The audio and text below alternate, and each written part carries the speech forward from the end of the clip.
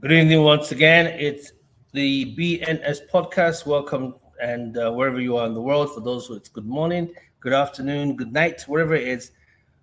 Whew, I can't count, and I don't know where in the world you are, but welcome to the BNS podcast. I don't know what time it is in your country, wherever you are, but today we're gonna talk about time.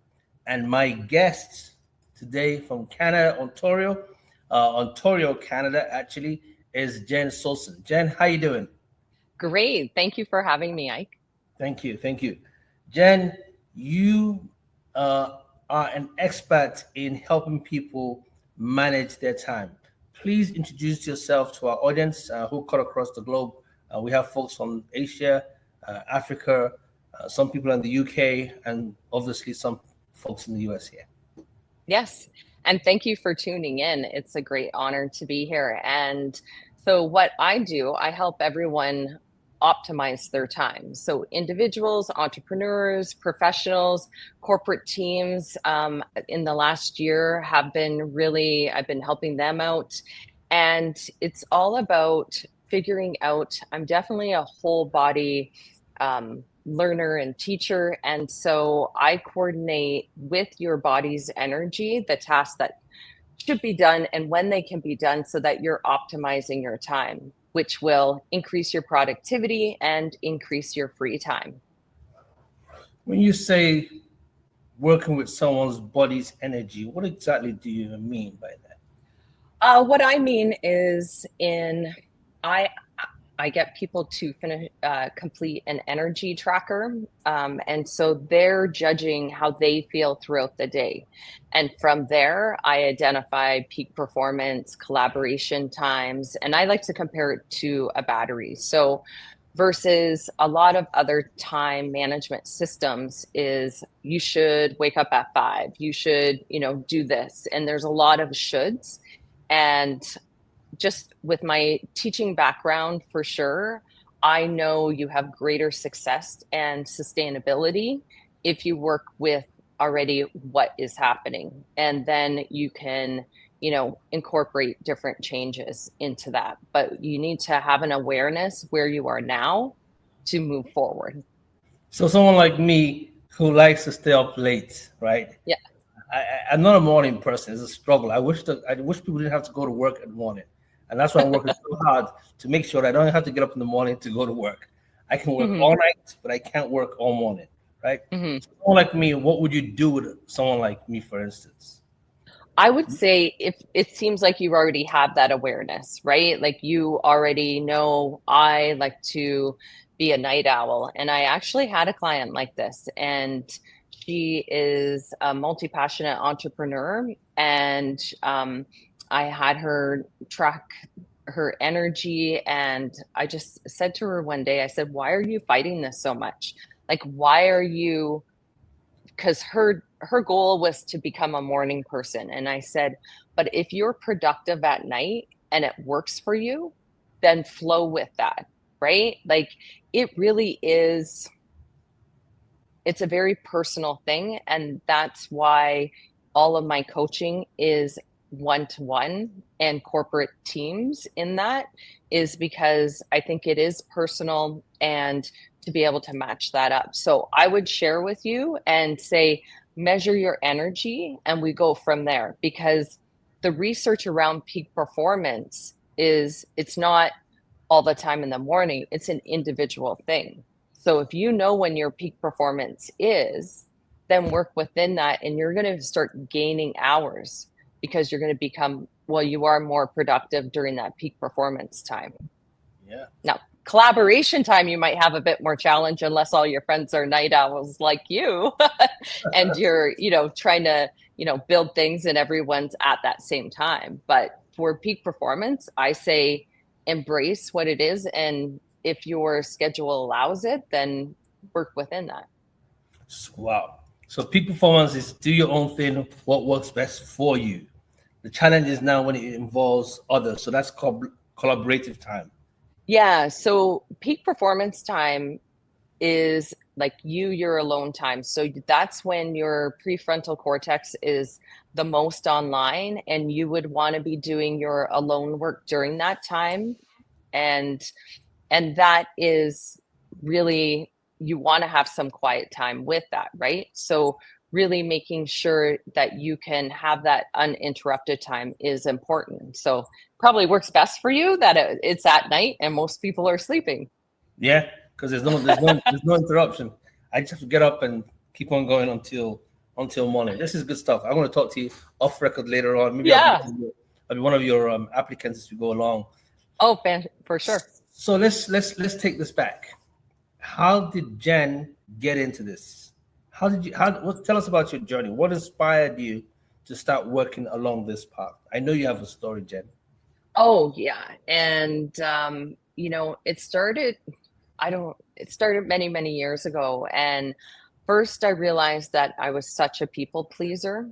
And I'm discovering as I'm coaching more and more people and diving deeper into the research that, people pleasers tend to not control their schedule. They don't control their time. They're willing to give it away. So I found myself with my marriage was breaking down, and we were separated.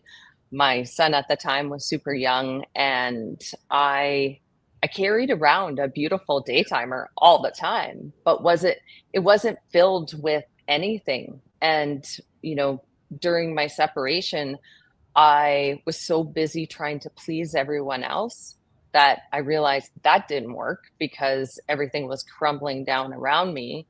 And so then I was like, okay, something needs to change. And I looked at my schedule, and at that point, I didn't even know what I really liked to do because I was like, I need more fun in my life. So then I started just scheduling in fun things that I liked. And I realized that, especially with sharing custody with my ex-husband, that my schedule looked a lot different every 2 weeks because we did a week on, week off. And so then I needed to take like more conscious effort into making sure when I had my son that I was spending time with him. And so then I started to block out time, in that, and started to fill my day timer. And then I realized, that talking with others, that many people were having the same issues, that they, identified as people pleasing, right? And I said, well, you know what I've done is start filling in my schedule with things that I want to do. So then it's evolved out of that. And I've always wanted to, at that time I was teaching, and I just really wanted to evolve and grow and coach people. And so, I took a couple really heavy, intensive coaching programs, and time kept on coming up for me. So I just kept on developing my own time strategies and realizing and sharing them that it worked not only for me, but for others. And that's really how I dove into it. And I'm a competitive person, so peak performance is amazing. And I was like, wait a minute, we can't create more time, but how we utilize our time makes the difference. There's a lot of people that I know that can benefit. There is a lot of people that I know that can benefit from what you just shared now.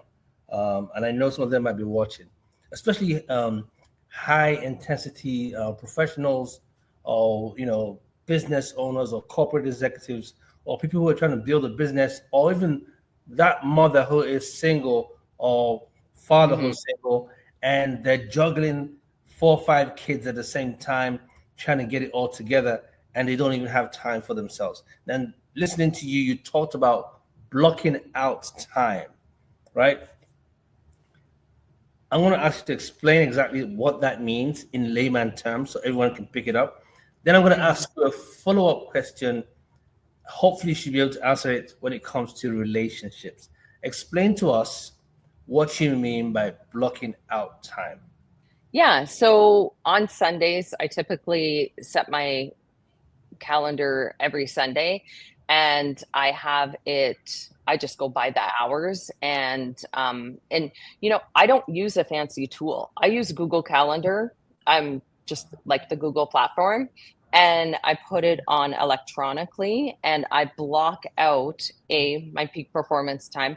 I'm a morning person, so it's 5 to 7 for me, but I do that and I look at the week ahead and say, realistically, can I do this 5 or 6 times, or maybe it's just 3 times that week because I have some other commitments that are going to kind of interrupt that. But that's what I do. And I like color. So I color code my peak performance.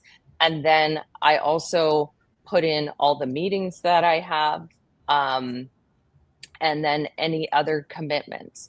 So, and my fun commitments, like working out or going with friends, like that's what I do on Sunday. So I block out that time on my calendar.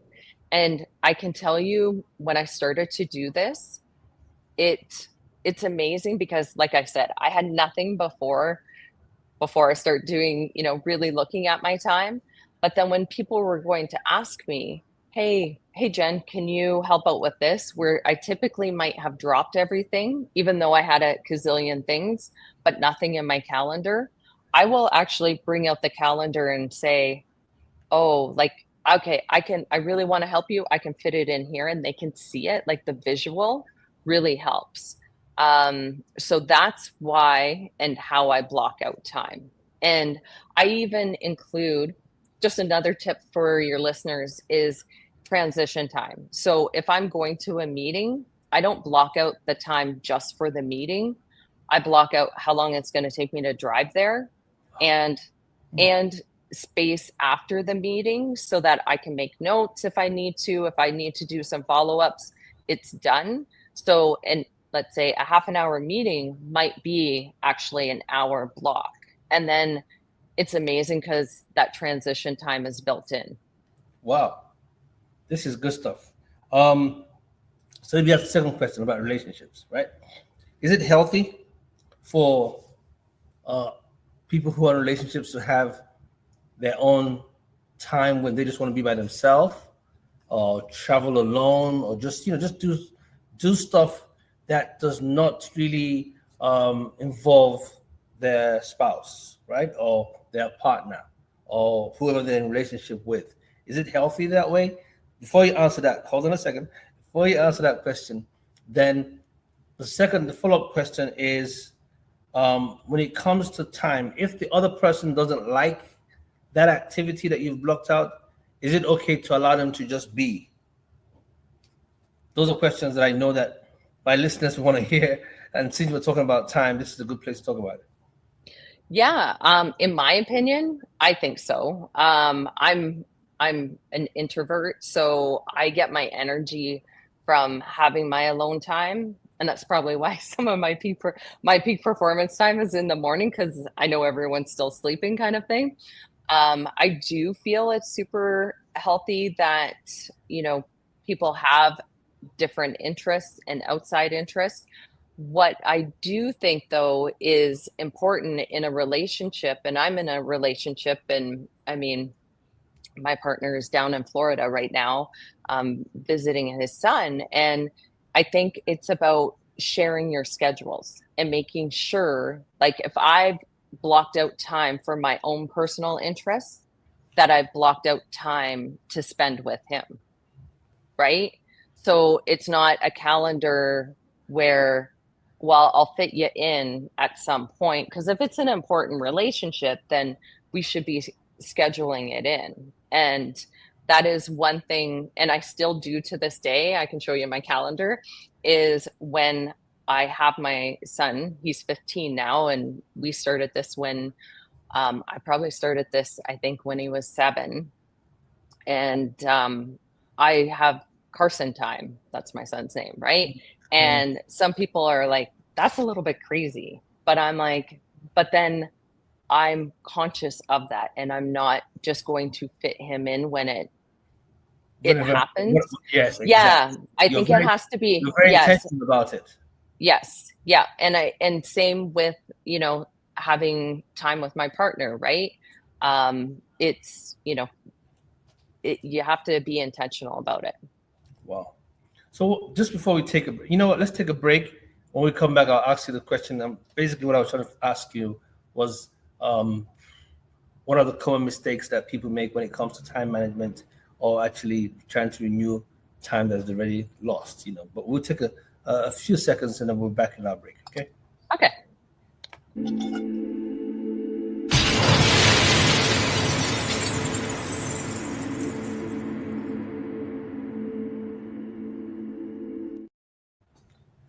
Welcome back to the BNS podcast.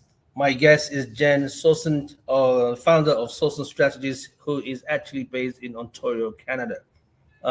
Topic is, are you on time? And Jennifer has been talking about how to actually manage your time. Jennifer, question for you again. This is the first time I think I see from actually. Normally I just sit and listen, but I have a bunch of questions because I know everyone's going to be asking the same questions. So, what are the biggest mistakes people make when it comes to time management? How can they avoid those mistakes? Identify the mistakes and what are the solutions to addressing those mistakes, please? Definitely. I really believe it's about, first step is awareness. So become aware of your thoughts and your beliefs around time. As a society, we have a very victim mentality around time, like, oh, there's never enough. It doesn't matter. I'm so busy, and just become aware of them and even write them down. And that might be one of the workshops I do. We write it all down and you get it all out. And I said, well, you're being successful because you're living proof that you don't have enough time because you're stressed out and you're overwhelmed and chaotic and lack focus and clarity. So if you want to flip it, it's a lot of that internal dialogue in that belief that it can be different. So mindset is a big factor in this as well. And so sometimes, and that comes along when I'm working with clients, that isn't like, I can't just work on that. And then I also, don't move on until, they get the right mindset. I work with it. So we're changing the mindset and I'm showing them easy, practical steps, strategic steps to take to move towards living more optimally. And that's a personal, just like success, right? It's very personal how I would want to optimize my time compared to anyone else. And so that's where my consulting and coaching is one-to-one. And so definitely mindset, and not even tracking your time. I think some people love their to-do lists and they think that they're going to get their to-do list every single time. And my approach is do away with the to-do list, because you naturally inherently kind of know what to do. And I also build out, the first step that I build with my clients is a time optimization roadmap. So that would, identify what tasks are you doing in your peak performance? What are you doing? And I compare this to a battery. What are you doing at 75%? And that's your collaboration time and brainstorming and creativity time. What are you doing at 50% battery life? What are you doing at 25? And then 10 and under. So you, in that first couple of weeks when we're working together, you have this piece of paper and it's a roadmap to say, well, if I feel like 50%, here are the tasks that I should be working on, because that's going to really optimize my time in that, right? So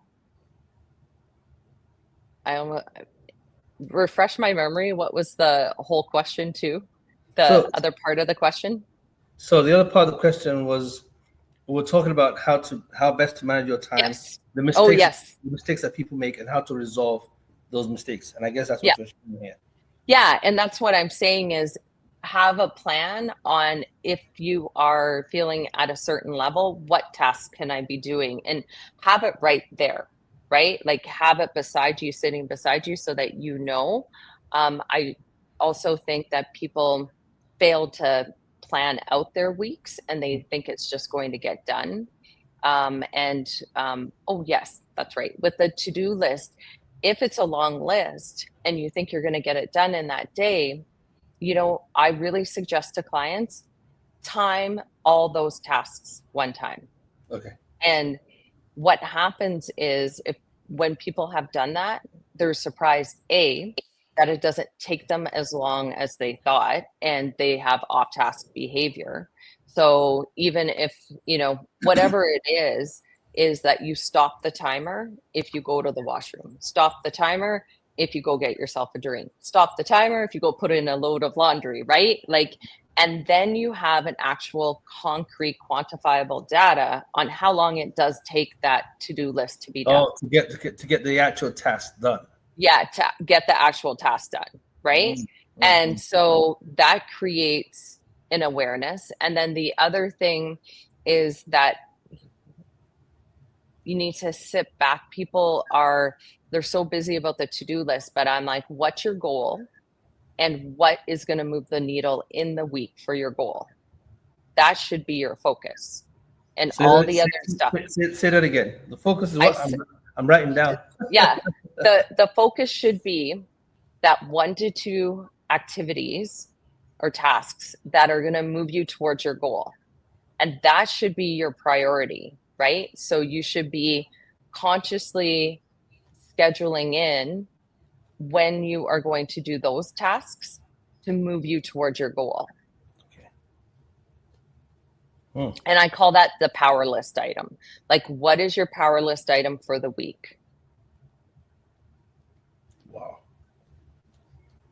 I just realized that I can't operate anymore without a to-do list. I actually thought I could do it with myself, but it's not working, right? And so I've come to that realization that I need that to-do list. So when you said you have to get rid of the to-do list, I'm like, that part I can't function. But now you've explained it better, that not really getting rid of it, but actually focusing on the things that will actually help you move towards your goal, and then time it out, right? That's good stuff. Yeah, and because that to-do list, a lot of those to-do list items will go into your roadmap.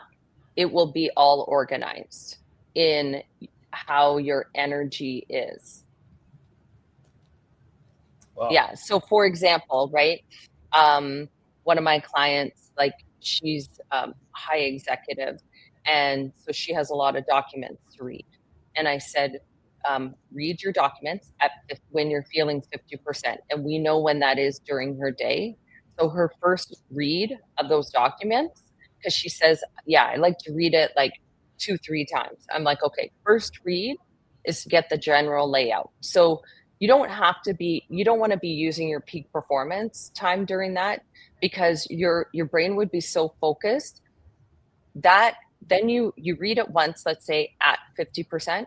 Your second time reading, you do it during your peak performance, because now you're synthesizing and you're reading for meaning a lot of times with this client specifically. And I said, so if you're reading for meaning and how can I apply this to my team, or how am I going to apply this to my work, that is your peak performance time. So you see how the roadmap, once we have it, then you can be like, oh, okay, this is how you utilize it. So that's why I'm saying you get rid of your to-do list, because it's more of that clarity and focus on the power list item. And you might have a few steps to get to that power list item, and then it moves forward. Wow. Jen, this is very insightful. There are people who I know are listening right now and are wondering, how do I do this as a mother? How does this work with the kids? How can an individual sit back and juggle the role as a parent, to balance their lives? What would you suggest to them? Look at the camera and tell them exactly, we've got 5 more minutes to go. So let's take advantage of this time. Yeah. And I would say, number one, have some compassion, and really depending on what stage your children are at makes a difference. Like how I manage my time when my son was 7 versus now 15 is much different.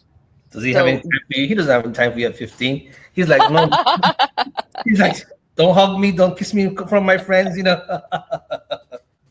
in fact, he needs me more. Who's going to drive him? Me. Okay, go ahead. Yeah, exactly. So I think that really makes a difference. And again, going off of your goal, and I'm a true believer in not having too many goals, like 1 to 2 goals, and that, and just being able to carve out a little bit of time, right?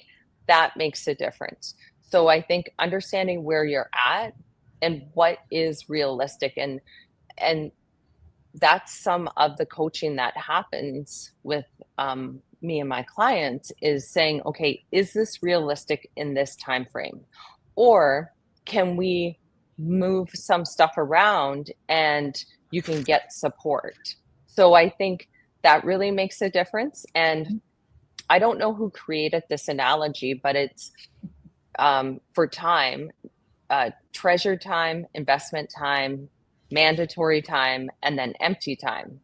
So especially for parents, that sometimes, I know as a mom, I used to do some stuff and I felt like I needed to do it on my own. A good example is like laundry. Like I thought I need to do it. It's a female thing. I'm not saying this, but anyways, so I was like, I need to do this, and, by myself. And then I realized, well, that would be a mandatory thing. We need clean clothes, right? So how can you take some mandatory things and make it more into treasure time?